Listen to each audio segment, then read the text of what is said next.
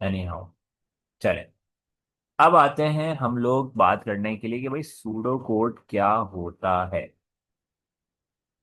अब इसमें ना एक ब्रेक डाउन तो ये है कि सबसे पहली बात ये है कि भाई ये एक कोड है। इसका मतलब है कि देयर शुड बी समथिंग जिसको हम कह सकें कि इस सूडो कोड जो है इसका कोई ना कोई सिंटेक्स होना चाहिए। सिंटेक्स क्या होता है? सिंटेक्स हम उसको कहते हैं, जैसे हमारी जो वोकल लैंग्वेजेस होती हैं या जो हम अपनी लैंग्वेजेस यूज करते हैं, human languages for the mode of communication, मिसाल के तौर पे उर्दू है, इंग्लिश है। तो जैसे उन लैंग्वेजेस के अंदर ग्रामर होता है, इसी तरह अगर कोई प्रोग्रामिंग लैंग्वेज का ग्रामर है ना, उसको डिफाइन करना है, तो उसके लिए वर्ड ग्रामर नहीं होगा बल्कि उसके लिए वर्ड होगा सिंटेक्स। सिंटेक्स यानी कि इसको अगर हम डिफाइन करें तो मैं कह सकता हूं कि grammar of any programming language, ये सिंटेक्स की डेफिनेशन होगी। और इसकी फर्दर डेफिनेशन ये हो सकती है कि ग्रामर किस चीज को कहते हैं। ग्रामर हम कहते हैं रूल्स एंड रेगुलेशंस को। मतलब अब देखो ना, अगर हम इंग्लिश की बात कर लें तो इंग्लिश का ग्रामर का मतलब क्या होगा कि इंग्लिश के rules and regulations that must be followed when either writing और स्पीकिंग द लैंग्वेज, राइट। तो सिमिलरली हर प्रोग्रामिंग लैंग्वेज का एक सिंटेक्स होता है, और वो सिंटेक्स फॉलो करना ज़रूरी होता है, और तभी हम उसको एक कोड की शक्ल दे सकते हैं। But the thing is that कि अब जब हम आते हैं सूडो कोड के अंदर, now what is pseudo code. अब सूडो कोड को पहले हम थोड़ा सा डिफाइन कर लेते हैं। सूडो कोड जो है, इसको मैं ये कह सकता हूं कि ये एक जनरलाइज्ड कोडिंग सिस्टम है। और जनरलाइज्ड कोडिंग सिस्टम को कहने का मकसद ये है कि ये ना कोई स्ट्रिक्ट रूल्स के साथ नहीं आता। इसके अंदर जितने भी रूल्स एंड रेगुलेशंस हैं वो स्ट्रिक्ट नहीं है, वो बिल्कुल लीनियंट है। और वो क्यों है, एग्जाम्पल लेते हैं। देखो, हमारे पास प्रोग्रामिंग पढ़ने का जो सारा का सारा मकसद होता है ना, वो ये होता है कि हम एक अच्छा प्रोग्रामर बने, एक डेवलपर बने, और फिर या तो हम किसी बड़े फर्म में काम कर रहे हों या हम किसी से कनेक्टेड ऐसे हों, रिमोटली काम कर रहे हों।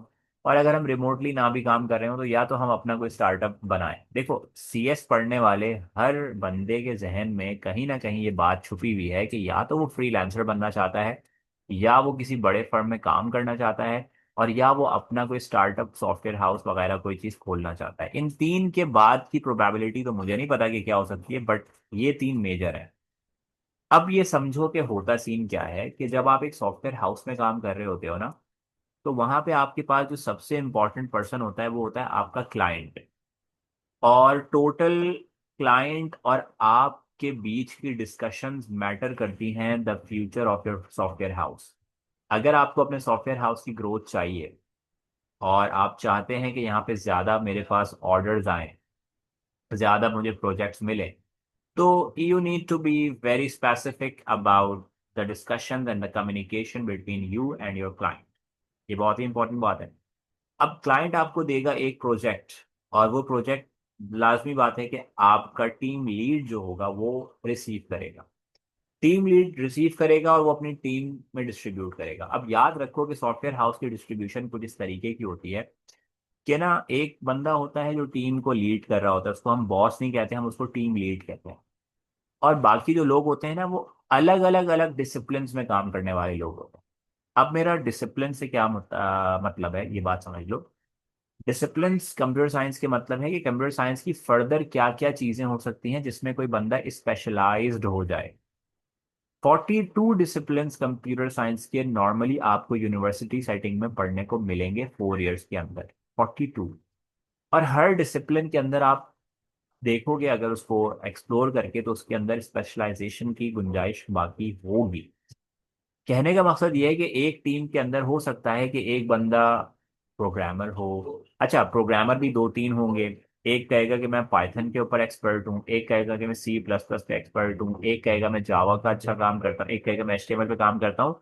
ये अलग अलग अलग कैटेगरीज हैं लोगों की, जो अलग अलग स्पेशलाइज्ड हैं अलग अलग चीज़ों में, अलग अलग डिसिप्लिन में। फिर कोई होगा वो कहेगा नहीं, मैं प्रोग्रामर नहीं हूँ, मैं डेटाबेसेस को हैंडल करता हूँ, कोई कहेगा मैं ग्राफिक्स को संभालता हूँ, कोई कहेगा मैं नेटवर्किंग का काम करता हूँ, कोई कहेगा मैं SQA का काम करता हूँ, क्वालिटी एश्योरेंस प्रोवाइड करता हूँ, एटसेट्रा। तो अब ये समझो कि अगर तुम्हारे पास एक प्रोजेक्ट आया और वो तुम्हें अपनी टीम के साथ शेयर करना है, तो मिसाल के तौर पे you have a sample code.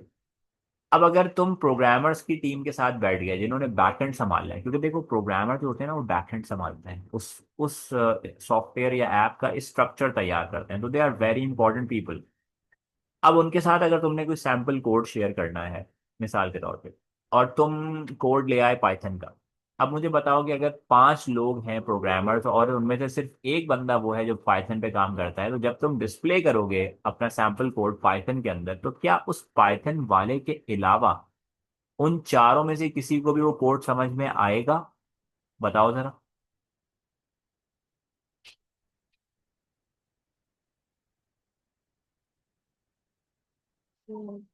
हाँ बच्चों, नो आवाज आ रही? सर। नहीं आएगा, है ना भाई, नहीं या आएगा। आरिफ?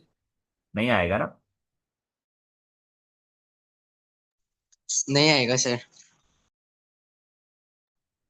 सर आप म्यूटेड है। हाँ सॉरी यार। तो मैं ये कह रहा हूँ कि उसको इसलिए समझ नहीं आएगा क्योंकि वो उस लैंग्वेज में काम नहीं करता। हमारे यहाँ एक बड़ा मिसकॉन्सेप्शन ये है, हम समझते हैं कि किसी बंदे ने कंप्यूटर साइंस में बैचलर्स किया है तो इसको कंप्यूटर की हर चीज आती है। हमें ऐसा लगता है, वो भाईजान नहीं आती उसको।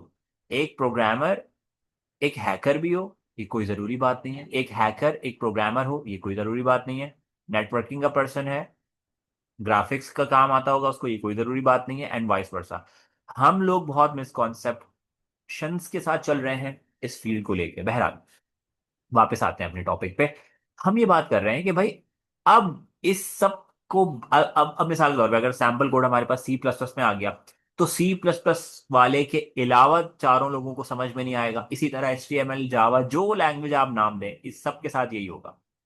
इससे बचने के लिए हम लोगों ने एक क्राइटेरिया बनाया, हमने कहा एक जनरलाइज्ड फॉर्म बनाते हैं कोडिंग की, जनरलाइज्ड, जिससे हर बंदा होके गुजरा हो। सही है, हर बंदा जिससे होके गुजरा हो, एक ऐसी जनरलाइज्ड फॉर्म ऑफ कोड बनाते हैं। और उस कोड को नाम दिया सूडो कोड।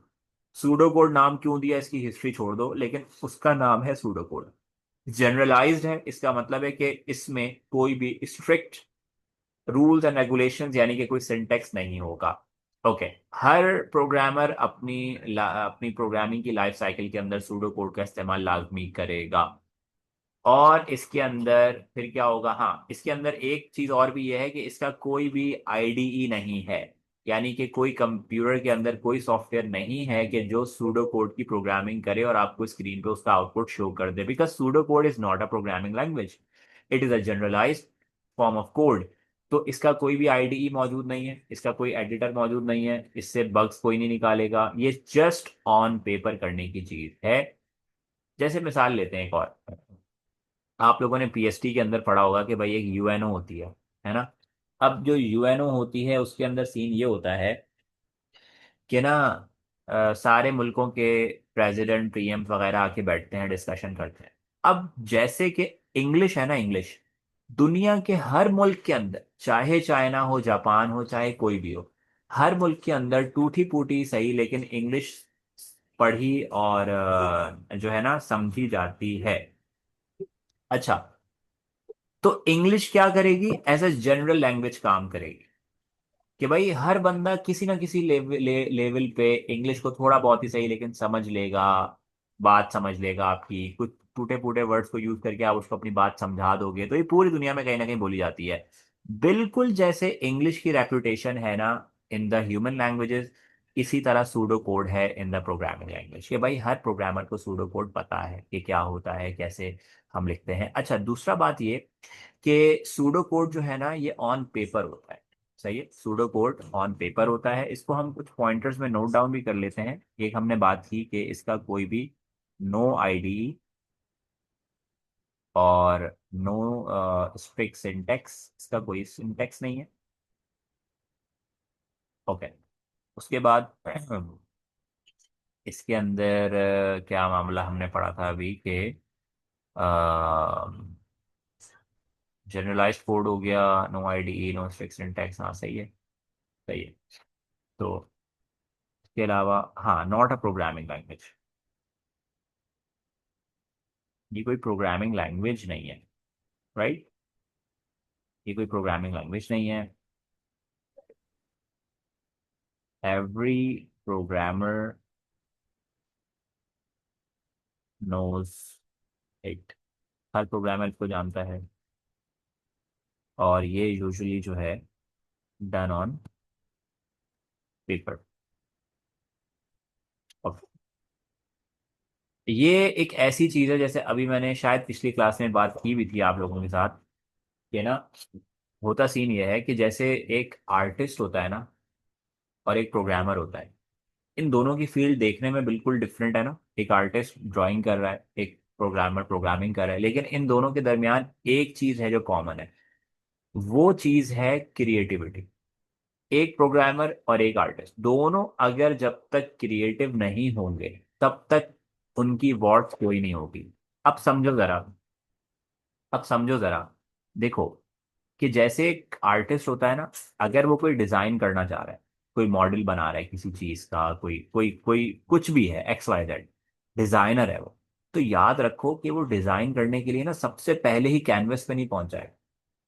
जो लोगो बनाने वाले काम कर रहे होते हैं, इस तरह के काम कर रहे होते हैं, वेक्टर आर्ट बनाने वाले काम कर रहे होते हैं, हमेशा याद रखना, वो लोग ना पहले ऑन पेपर उसका एक रफ स्केच बनाते हैं, ताकि एक आइडिया हो जाए कि हमने असल में काम करना क्या है, फिर हम उस मेन काम पे आते हैं।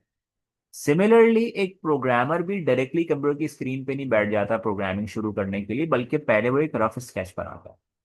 उस रफ स्केच का मकसद ये होता है कि ही टेंड्स टू नो कि भाई मैंने क्या करना है, थोड़ा सा इसको रफ होमवर्क करने के लिए इस पे हम होमवर्क कर लेते हैं पहले, फिर इसको हम रियल स्क्रीन पे देखेंगे कि हमने क्या क्या करना है। और ये बहुत अच्छी बात होती है कि as being a developer it's one of the bestest things कि आप उसका पहले एक रफ आइडिया तैयार कर लो, ताकि आपको रियल थिंग प्रोड्यूस करने में आसानी का मामला रहे। ठीक है। तो ये काम करना, जो रफ स्केच है एक प्रोग्रामर का, ये काम करना असल में सूडो कोड कहलाता है। ऑन पेपर है, no IDE, no nothing, no programming language, very generalised in the coding system, भाई ये सूडो कोड ये कहलाता है। पहले तो ये बताओ कि सूडो कोड की डेफिनेशन क्लियर हो गई आप लोगों को?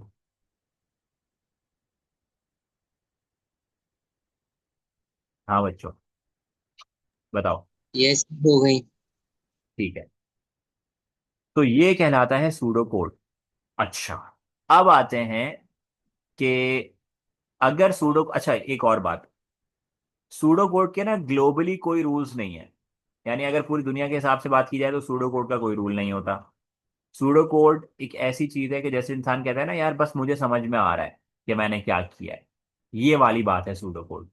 कोई रूल नहीं है, जैसे मर्जी चाहो लिख लो। हाँ, कुछ कीवर्ड्स हैं जो डिफाइन हुए हुए हैं, बट उनका भी कोई स्ट्रिक्ट मामला नहीं है। अब लेकिन जब आप बात करते हो CAIE की, यानी कैम्ब्रिज असेसमेंट इंटरनेशनल एग्जामिनेशन, जो आप लोग अपेयर हो रहे हो अगले साल, तो जब हम उसकी बात करते हैं तो हमें पता चलेगा कि यार CAIs ने तो रूल बना दिए सूडो कोड के, जबकि ग्लोबली तो कोई रूल होता ही नहीं है। ऐसा क्यों किया? क्या आपके जहन में इससे रिलेटेड कोई बात है? आपको क्या लगता है ऐसा क्यों किया उन्होंने?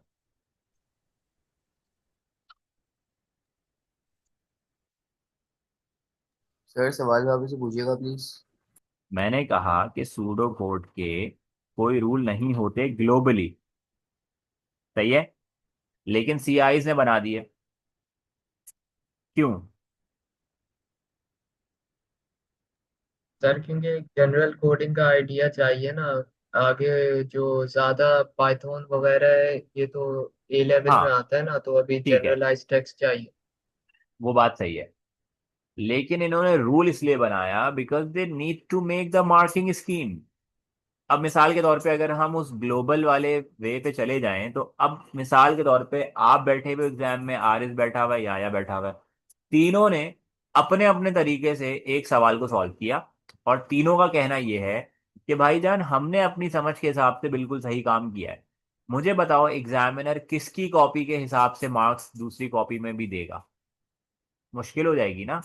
वो कहेगा मैं मार्क दूं किस बेस पे, ये सही है या ये सही है या ये सही है।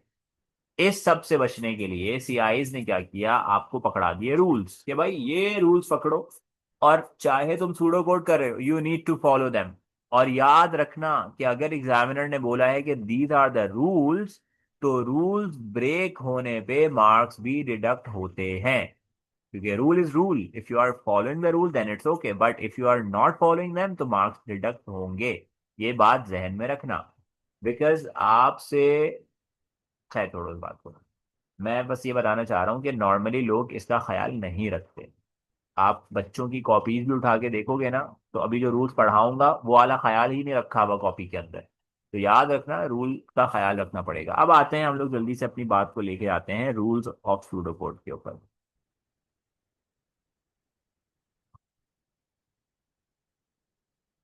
Okay, rules of pseudo code क्या हैं ये आपकी टेक्स्ट बुक में, ये सूडो कोड को जहां डिफाइन किया होगा ना टॉपिक, उसी के नीचे से मैंने ये क्रॉप करके निकाला। अब आ जाओ भाई। पहला सूडो कोड का रूल है, a non proportional font is use through out. क्या तुम लोगों को पता है कि एक नॉन प्रोपोर्शनल फॉन्ट क्या होता है? No sir. ठीक है, आ जाओ भाई।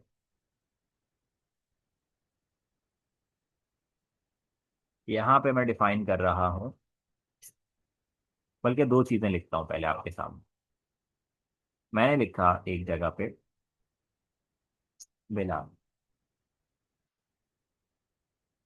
एक जगह मैंने लिखा,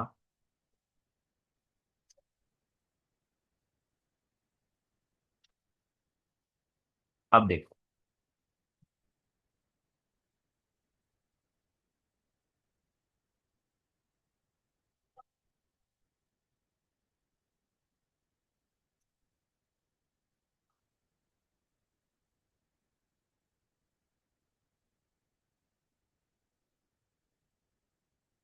अब देखो, विजुलाइज करके तो तुम लोगों को समझ में आ गया होगा कि proportional versus non proportional font क्या होता है। सही है, सही है। लेकिन अब डेफिनेशन भी इसकी अगर हो जाए तो क्या ही बात है ना। डेफिनेशन इसकी ये है कि, sorry,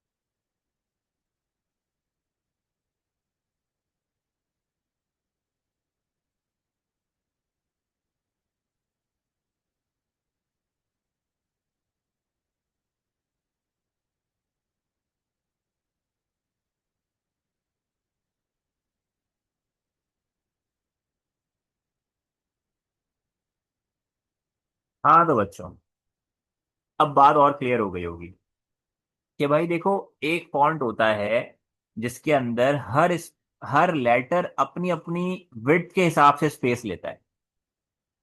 देखो, आई की स्पेस सबसे कम है, एल की भी कम है, ए की ए के हिसाब से है, बी की बी के हिसाब से है ना।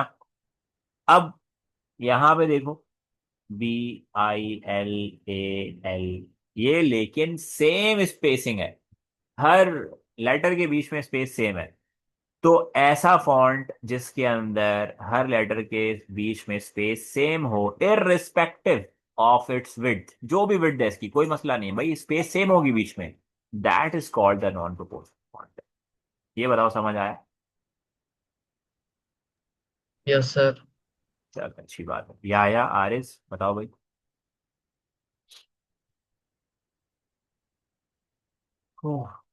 सर समझ आ गया। थैंक यू भाई, समझ आ गया आप लोगों को। पता नहीं सर में बहुत शदीद दर्द हो रहा है यार। अच्छा, आगे चलते हैं। 10 मिनट ही रह गए हैं, खैर क्लास में मसला नहीं है। लेकिन मुझे ऐसा लग रहा है कि मैं शायद और एग्जांपल अच्छी अच्छी लेके आ सकता था, जो अभी मेरे दिमाग काम ना करने की वजह से नहीं आ रही मेरे ध्यान में। बहरहाल अच्छा, अब क्या सीन है भाई? दूसरा हमारे पास रूल देखो, all keywords words used to describe a specific action for example include are written in capital letters. पहली बात समझ लो, सीएस के स्टूडेंट होना तो कैपिटल लेटर्स मत बोलना, अच्छा नहीं लगता। बोल सकते हो बट अच्छा नहीं लगता। इसके अगेंस्ट में जो टेक्निकल टर्म यूज करना हमेशा as being a CS student, वो तुम यूज करना कैपिटल लेटर के लिए अपर केस, और स्मॉल लेटर्स के लिए लोअर केस। जितना ज्यादा ऐसी टर्म यूज करोगे और ज्यादा अच्छा लगेगा अपने आंसर्स के अंदर। मतलब इन चीजों का ख्याल रखो। देखो, सीएस का वो सब्जेक्ट है, उसमें ग्रामर नहीं देखी जाती लिखाई में, कोई भी नहीं देखता, बट टेक्निकल टर्म जरूर देखते हैं लोग। अब आ जाओ कि कीवर्ड्स क्या होते हैं। देखो, सर सर बोलो। सर, ये जो आपने नॉन प्रोपोर्शनल कहा है, इसका ये हाँ, मतलब है कि बेसिकली डिस्टेंस वर्ड्स के अंदर सेम होगा, और ये लेटर्स सारे के वो भी अंदर। होंगे, कैपिटल भी होंगे, अपर केस होंगे बेसिकली, यस, या फिर अपर केस यस, नहीं होने। अपर केस में होंगे। अपर केस में होना जरूरी है फॉर द सूडो कोड। अभी उसको मैं बता देता हूँ कि उसमें हम डिफरेंस क्रिएट करेंगे वेरिएबल्स और कीवर्ड्स के अंदर, वो मैं भी बताता हूँ आपको। देखो, अब हम बात करते हैं फंक्शंस की। आज मेरा ख्याल है कि दो ही रूल हो पाएंगे, फंक्शंस और एक हमारे पास है कीवर्ड। देखो, जैसे कोई लैंग्वेज होती है ना, प्रोग्रामिंग लैंग्वेज, जैसे मिसाल के तौर पे पाइथन की एग्जांपल ले लेते हैं। पाइथन के अंदर हमारे पास एक फंक्शन है जिसका नाम है प्रिंट। इसके अंदर कोई भी चीज़ लिखो तो स्क्रीन पर डिस्प्ले हो जाती है। जैसे लिखो हेलो वर्ल्ड, तो अब प्रिंट हो जाता है। ठीक है। याद रखो, किसी प्रोग्रामिंग लैंग्वेज का जो फंक्शन होता है, और फंक्शन क्या होता है कि वो स्पेसिफिक काम करने के लिए डिजाइन किया गया होता है, जो उसकी लाइब्रेरी में स्टोर होता है जाके। अगर तुम लोगों को प्रोग्रामिंग का आइडिया नहीं है तो बस बात सिंपल सी समझ लो कि हर प्रोग्रामिंग लैंग्वेज के अंदर एक चीज होती है जिसको हम कहते हैं लाइब्रेरी। और लाइब्रेरी का मतलब होता है एक ऐसी फाइल जिसके अंदर फंक्शंस के नाम along with their definition store किए जाते हैं। तो तभी जब आप बार बार पाइथन यूज कर रहे हो और उसमें प्रिंट का फंक्शन यूज कर रहे हो, तो असल में हो ये रहा होता है कि बैकएंड पे वो लाइब्रेरी लोड हो रही होती है जब आप कोडिंग कर रहे होते हो, और वो लाइब्रेरी से प्रिंट का फंक्शन उठाता है और वो देखता है कि प्रिंट का फंक्शन क्या काम करता है। अब आपने यूज किया है तो वो असल में लाइब्रेरी से गेन कर रहा है वो इन्फॉर्मेशन कि प्रिंट का फंक्शन करता क्या है, और फिर उसका आउटपुट वो आपको स्क्रीन पे दिखा देता है। अगर ऐसा लाइब्रेरी वाला सीन नहीं होता तो फिर ये होता कि भाई आपको हर दफा पूरा पूरा कोड लिख के समझाना पड़ता कि मैं एक फंक्शन बना रहा हूँ, उसका नाम प्रिंट होगा, उसके अंदर जो लिखा जाएगा वो स्क्रीन में डिस्प्ले होगा। ये वाली खज्जल ख्वारी आपको हर दफा करनी पड़ती, जो कि आप बच गए क्योंकि लाइब्रेरी है आपके पास। अब ये होते हैं फंक्शंस जो कि कोई भी स्पेसिफिक काम या सर एक्शन करने के लिए यूज होते हैं। हाँ भाई, बोलो। सर इस बात को फिर से एक्सप्लेन कर देंगे, तो समझ छोड़ नहीं दो, आया। छोड़ दो, नहीं आया ना। ये बात इंपॉर्टेंट नहीं है, इतनी इंपॉर्टेंट बात सुन लो। Function of a programming language is such a thing कि जो एक स्पेसिफिक काम करने के लिए डिजाइन की गई हो। जैसे पाइथन के अंदर प्रिंट का फंक्शन है, इनपुट का फंक्शन है, इफ एल्स का फंक्शन है। ये सारे फंक्शन डिजाइन किए जाते हैं कोई एक स्पेसिफिक काम करने के लिए। बस इतना तो समझ में आ रहा है ना कि फंक्शन क्या होता है ना। यस। भाई तुम लोगों के यहाँ देखो ना, एक प्रीफेक्ट होता है, एक मॉनिटर होता है, तो डिफरेंस है ना दोनों में। मॉनिटर का फंक्शन कुछ और है, वो क्लास में रहेगा, देखेगा भाई हाँ भाई क्लास एम्प्टी हो गई नहीं हुई। प्रीफेक्ट का ये है कि वो सीढ़ी पे खड़ा होगा, देखेगा लाइन बन गई नहीं बन गई। तो फंक्शंस हैं चीजों के, हर हर पोजीशन का एक डिफरेंट फंक्शन होता है। इसी तरह प्रोग्रामिंग में भी जो फंक्शन होते हैं उनको हम कहते हैं कि वो पीस ऑफ कोड जो कोई स्पेसिफिक काम करने के लिए बनाया गया हो। अब ये सिंपल सा कॉन्सेप्ट समझ लो कि यही फंक्शन है, यही सेम चीज है, डेफिनेशन वाइज कोई चेंज नहीं है। बस इसी फंक्शन को सूडो कोड के अंदर हम कीवर्ड बोलते हैं।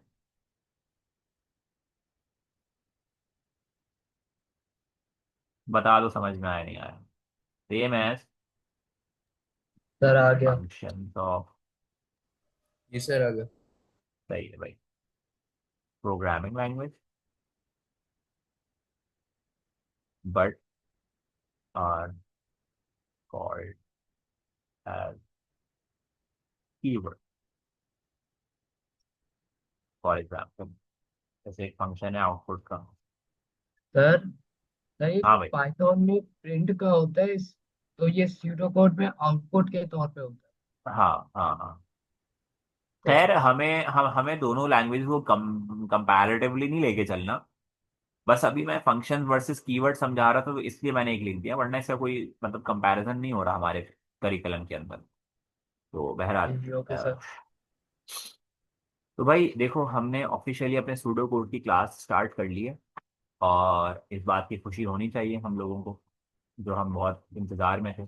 दो रूल्स हमने पढ़ लिए हैं। डाटा आइटम्स की डिस्कशन में चाहता हूँ कि थोड़े से और स्टूडेंट्स हों तो उनके साथ मिलकर करें। ये एक लंबी डिस्कशन है, इसमें हम वेरिएबल्स का मकसद समझाएंगे, वेरिएबल्स की allocation of memory in your RAM समझाएंगे, फिर समझाएंगे कि डाटा आइटम्स क्या होते हैं और सूडो कोड में हमको कैसे यूज करते हैं। तो आज की क्लास में अगर आप लोगों को कोई सवाल बाकी है तो वो पूछ लो।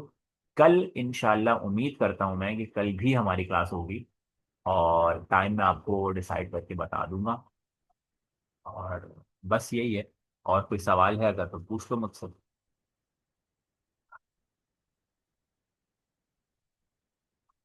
नहीं सर। ओके। ये जो नॉट मी है, ये पता नहीं कौन है नॉट मी, लेकिन सर नॉट मोइन मी है। आप जो भी हैं कौन है? मोइन। अच्छा मोइन। हाँ मोइन, अगर आपको भी कोई सवाल पूछना है तो पूछ लो भाई।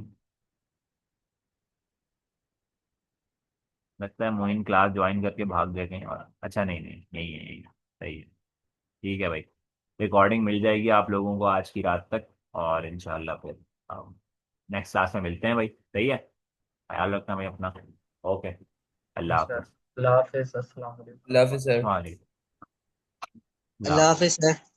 ओके जी, अल्लाह हाफिज।